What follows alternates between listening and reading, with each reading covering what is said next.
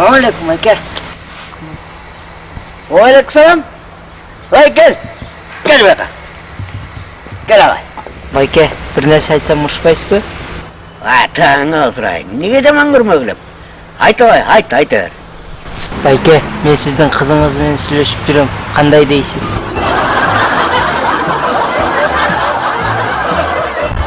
Менің қызым менен сен сөйлесіп жүресің бе?